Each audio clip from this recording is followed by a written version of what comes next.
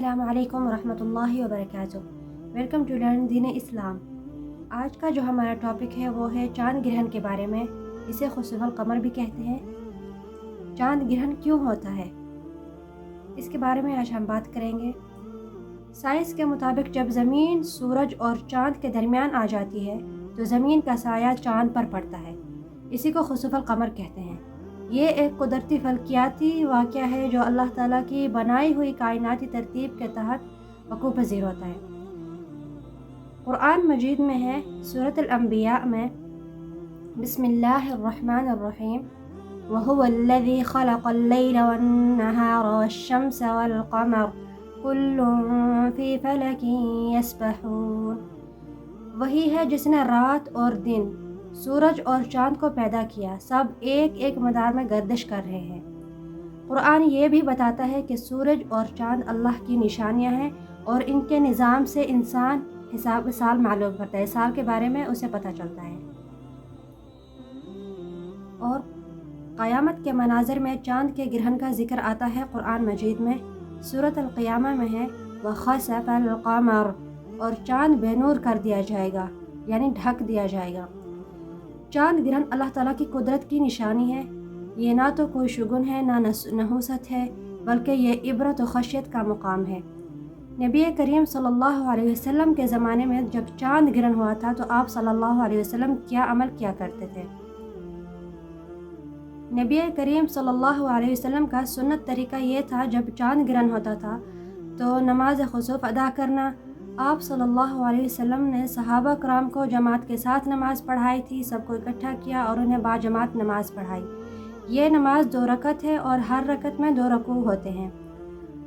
قراءت، رکوع اور سجدے عام نماز سے زیادہ لمبے کیے جاتے تھے، جیسے عام نماز میں چھوٹی سورت پڑھ لیتے ہیں، لیکن جو صلاۃ الخسوف ہے یہ اس میں رکعتیں لمبی کی جاتی تھی، رکوع لمبے ہوتے تھے اور سجود بھی لمبے ہوتے تھے، اور نماز کے بعد خطبہ دیا جاتا ہے، دعا اور استغفار اور صدقہ کی ترغیب دی جاتی ہے۔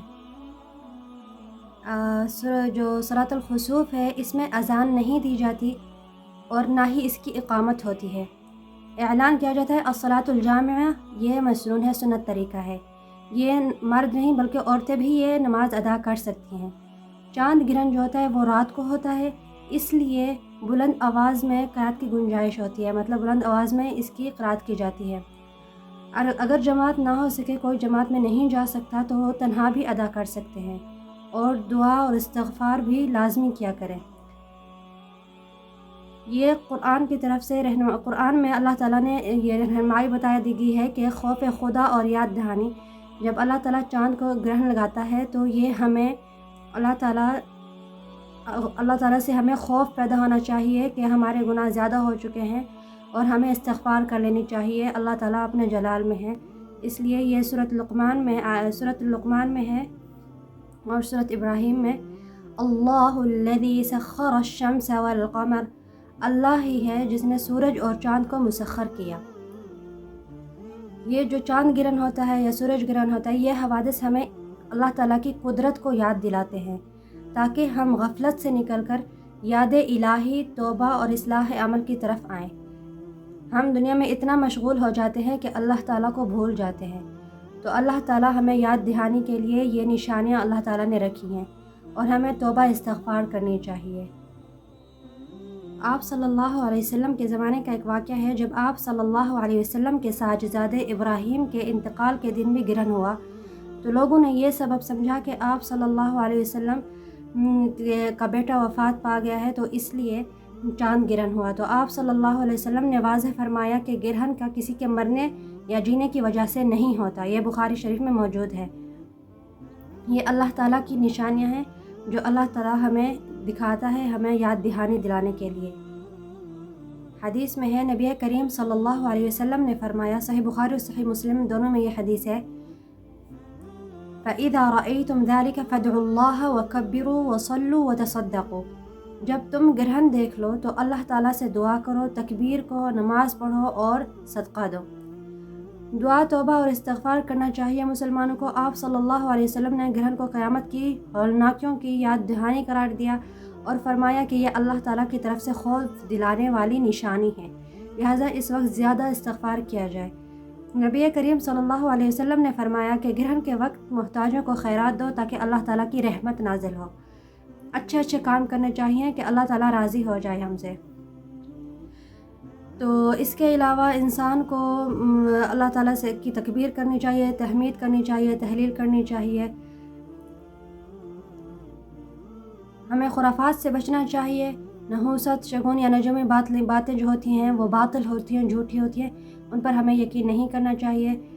چاند گرہن جو ہے وہ اللہ تعالیٰ کی نشانی ہے اور نہ ہی اس کا کسی کے مرنے جینے سے کوئی چیز درکار نہیں ہے۔ یہ اللہ تعالیٰ کی نشانیوں میں سے ایک نشانی ہے، اس کا کسی کے مرنے جینے سے کوئی تعلق نہیں ہوتا۔ چاند گرہن ہمیں یہ یاد دلاتا ہے کہ کائنات ایک عظیم رب کے حکم سے چل رہی ہے۔ ایسے موقع پر مومن کو نماز ادا کرنی چاہیے، دعا کرنی چاہیے، توبہ کرنی چاہیے، صدقہ دینا چاہیے اور اپنے اندر تقوی پیدا کرے۔ کوئی تماشا، کوئی توہمات نہیں کرنے چاہیے، جیسا کہ نبی کریم صلی اللہ علیہ وسلم نے سکھایا ہمیں، فَإِذَا رَأَيْتُمْ ذَلِكَ فَادْعُوا اللَّهَ وَكَبِّرُوا وَصَلُّوا وَتَصَدَّقُوا کہ جب تم یہ چاند گرہن دیکھ لو تو فَادْعُوا اللَّهَ اللہ تعالیٰ سے دعا کرو، کبروا اللہ اللہ تعالیٰ کی تکبیر ادا کرو، وصلوا نماز ادا کرو، وتصدقوا اور صدقہ خیرات دے تاکہ اللہ تعالیٰ کی رحمت نازل ہو اور اللہ تعالیٰ ہماری بخشش فرمائے۔ باقی واللہ اعلم، والسلام علیکم ورحمۃ اللہ وبرکاتہ۔